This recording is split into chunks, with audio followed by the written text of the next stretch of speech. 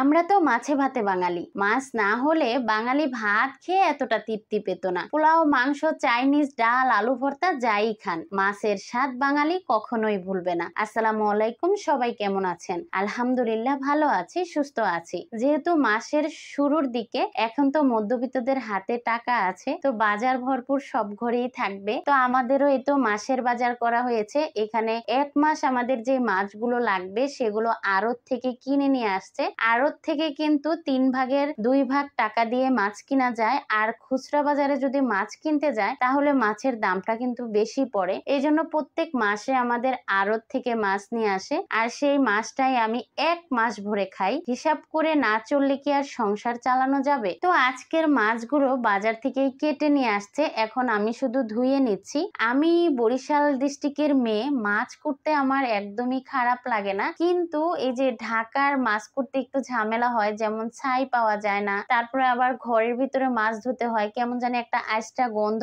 আসে। তো এই সবকিছু মিলিয়ে একটু বিরক্তকর লাগে। যাই হোক, কিছুই করার নেই, মাছ যেহেতু খেতে ভালো লাগে তাহলে তো মাছটা পরিষ্কারও করতে হবে। তো এই তো কথা বলতে বলতে আমি কিন্তু মাছ পরিষ্কার করে নিয়েছি, আর আজকের মাছগুলো এত টাটকা ছিল, আপনারা দেখেই বুঝতে পারছেন। মাছগুলো অনেক ভালো ছিল, একদম জ্যান্ত মাছগুলো কিনে নিয়ে আসছে। তো এখন একটা বক্স নিয়ে নিয়েছি, এই বক্সে আমি মাছগুলো রেখে তারপরে ডিপ ফ্রিজে রেখে দিব। আর এরকম বক্সে করে মাছ রাখলে তাহলে কিন্তু ফ্রিজটাও নষ্ট হয় না, আর যখন রান্না করি তখন খুব সহজেই মাছটা বের করা যায়। তো আমি তরকারিগুলো রান্না করে নিব। মশলা তো আগেই রেডি করে রেখেছিলাম। এদিক দিয়ে আমি লইট্টা মাছের একটা তরকারি বসিয়ে দিচ্ছি। লইট্টা মাছটা আমার এত পছন্দ, খুব ভালো লাগে লইট্টা মাছের তরকারি। তো আজকে আমি অল্প করে লইট্টা মাছ রান্না করছি। তো লইট্টা মাছের তরকারিটা বসিয়ে দিয়ে এদিক দিয়ে সিম কেটে নিচ্ছি। বছরের প্রথম সিম আনা হয়েছে, আর এখন সিমের দামও অনেক বেশি। এখানে 100 টাকার সিম, 250 গ্রাম সিমের দাম নিয়েছে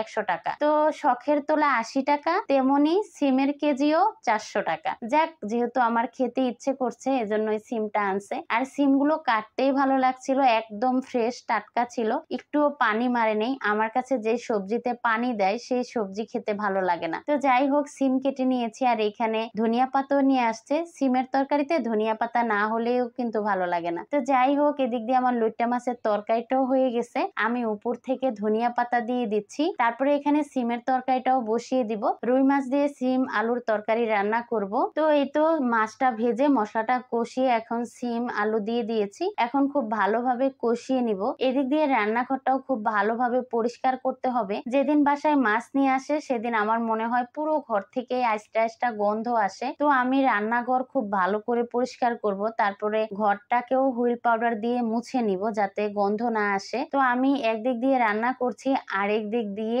রান্নাঘর পরিষ্কার করছিলাম। তো এই দিক দিয়ে আমি সিমের তরকারিটা খুব ভালোভাবে কষিয়ে তারপরে ঝোলের পানিটা দিয়ে দিয়েছিলাম, আর এখন উপর থেকে মাছ দিয়ে দিচ্ছি।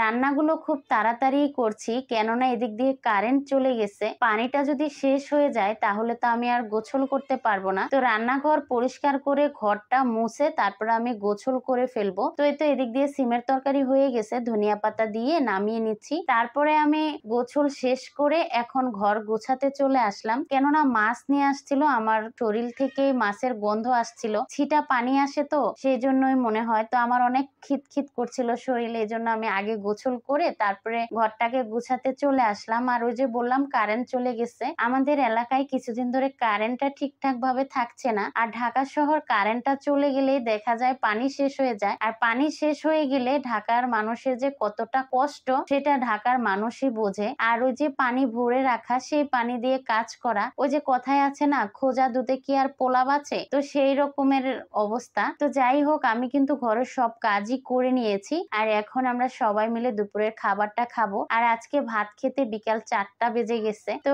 ভিডিওটা আমি এখানেই শেষ করছি। এতক্ষণ ধৈর্য ধরে ভিডিওটা দেখার জন্য ধন্যবাদ সবাইকে। আসসালামু আলাইকুম, আল্লাহ হাফেজ।